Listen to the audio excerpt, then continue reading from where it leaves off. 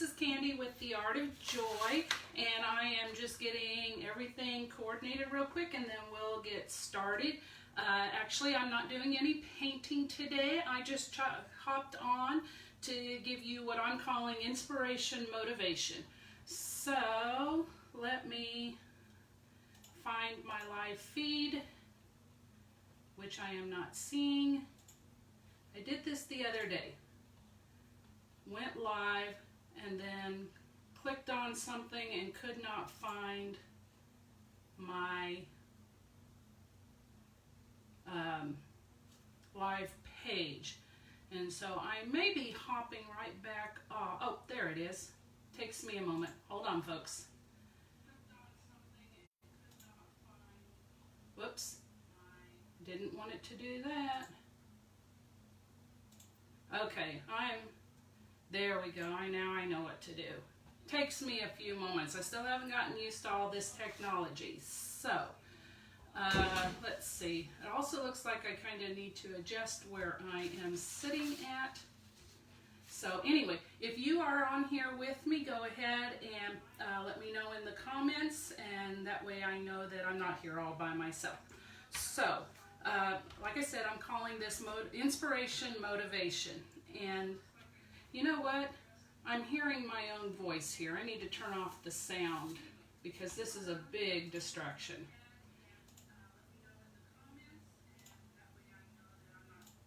There we go. Got myself turned off on the computer. Anyway, so earlier this week I was working on a sunflower door hanger. And the technical aspects of this door hanger, where I was actually measuring and being very precise and everything, didn't intimidate me at all. However, the part of the door hanger that is supposed to be the easiest to do, because there's really no rhyme or reason, it's just doing brush strokes, and somehow it all turns out magical and really enhances the pieces, and that's called the highlights. I'm intimidated by the highlights. So I did all of the precise work and I was just fine. And I looked at those highlights, I watched videos of those highlights and trying to figure out how to do stuff and everything on it. And I'm sitting here in front of this sunflower that it's time to do what's going to add the fun and the pizzazz to it, and I am scared to do it. And finally it's just like, you know, grab the brush, put some paint on it and put it on there, and worst possible case scenario is you do terrible and you got to repaint it, which I don't like doing anything twice, and so I want to make sure I do it right the first time so I don't have to repaint. Anyhow, when I did that, I found out that this was a lot easier than I thought it was going to be, and it was a lot more fun than I thought it was going to be. And so I'm putting these highlights on, and the thought pops into my head. And to me, when thoughts tend to pop into my head, I think it's God saying something to me. So when the thought popped into my head, I actually stopped what I was doing and wrote it down. And this is what I was told. Sometimes what you perceive as a weakness is actually a fear of trying. And for me, that's exactly what had happened, because just the day before in the door hanger group that I'm a part of, I had actually was talking with somebody on a post, and I told them that this was a weakness for me, that I wasn't very good at doing the highlights. And I was reminded of that, and I thought, you know what, it's not that it's not that I'm not good at it. I perceived in myself that I wasn't good at it because I was afraid to try it. So, okay, hold on. I got something popped up on here. I have no idea what that is, but it is covering up my feed. And I can't, if you're posting, I can't see it because I've got something covering it up. Let me grab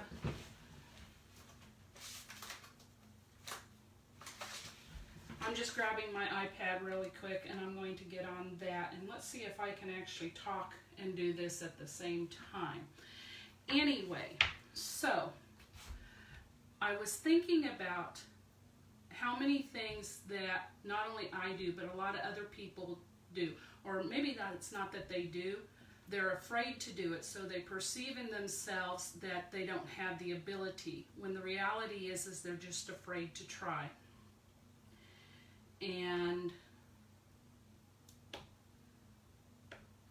so I was thinking about what puts that fear into us, that we're afraid to try something, so we convince ourselves that we're just not good at it, and that's why we're not going to try at it. And so for me, I'm afraid I'm going to fail. I have a tendency to think and think and think and try to figure out all the angles that I can or can't, how can I make this a success before I've even tried? Because I'm afraid that I'm going to fail and I'm going to either look stupid or I'm going to have to do it all over again. And so the thing of it is, in so many things in our life, we need to be courageous or brave to do something. And, whoops, hold on. Ceiling fan's blowing my notes away. Anyway, and the thing of it is when it's courage, when it comes to courage or bravery, it's not that you jump into things and you have no fear and you just go boldly into it. That's not bravery, that's confidence. And we lack confidence, and that gets us scared, and then to overcome that, we have to do something that is brave or courageous to overcome that.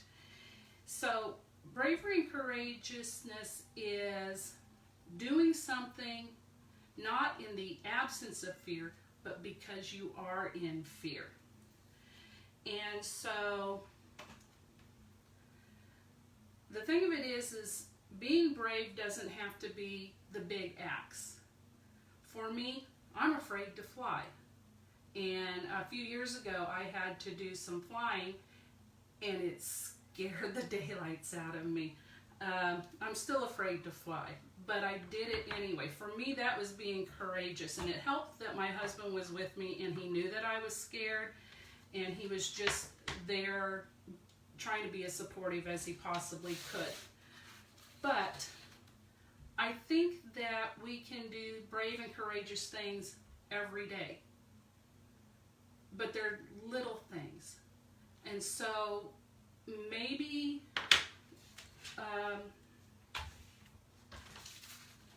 like on here, I was going to show you this earlier but forgot.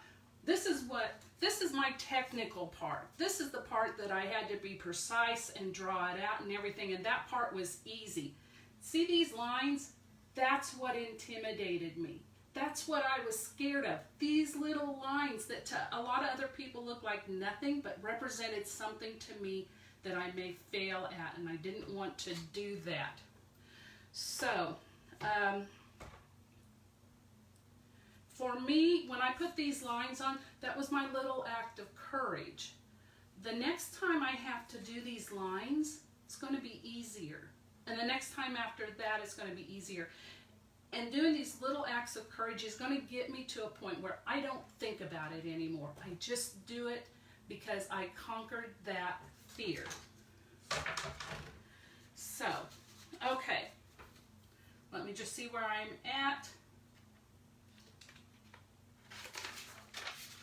Okay, so I'm getting ready to wind things up. So what I'm going to do is what they call a call to action. And it's just going to be put down in my comments what it is that you're wanting to do, but you're fearful to do it. Because here's what I know. When other people know what your struggles are, they can become the very people that encourage you to overcome that struggle or to try that new thing. And a lot of times other people that know you well can see in you things that you can't see in yourself. And case in point, there was a girl that worked as my assistant for like 3 years. And she actually left being my assistant to go back to college. And so she left the same job that I left a few months before I did.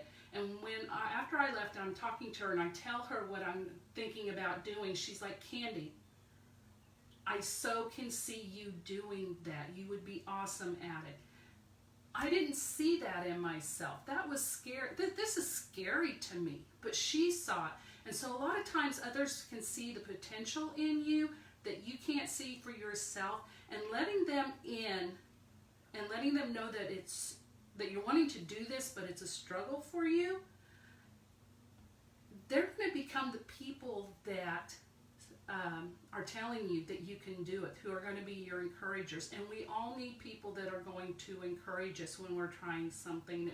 So put down in the comments what you want to have the courage to do, and that way we can all encourage each other. Okay, so that kind of winds up this inspiration, motivation part. What I'm going to tell you is what I got planned for next week. I do plan on going live next week. I haven't set the date, but I know that it's going to be somewhere around 1 o'clock. And on my live, this is what I'm going to be painting. Now, I may do this over 2 days, but this is what I'm going to be working on. I've had some people who are interested in the technique to do this. And so when I go live, I'll be painting. You can see how it's done. And then if you want to do it for yourself, you can. Or you might learn some sort of new technique that you'd like to apply to something else. So this is what we're doing next week. Before I go live on it, I'll give you at least 1 day notice so that you can plan to do it.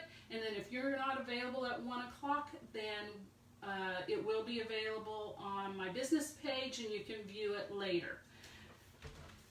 And then one last little thing. Right before I went live, I had something pop up on my Facebook account, so I went and checked it out. I was really discouraged because I have had posted in Etsy and Facebook Marketplace and on my Facebook shop the sunflower. This sunflower right here. And nobody has showed any interest in it. Right before I went live, I got a person who messaged me and said she wants it. And so that was really, really exciting for me because I was feeling discouraged. So anyway, that catches you up. It is Friday. If your weekend hasn't started yet, hang in there. It's on its way. And have a great weekend. I'll see you sometime next week. Thanks. Bye.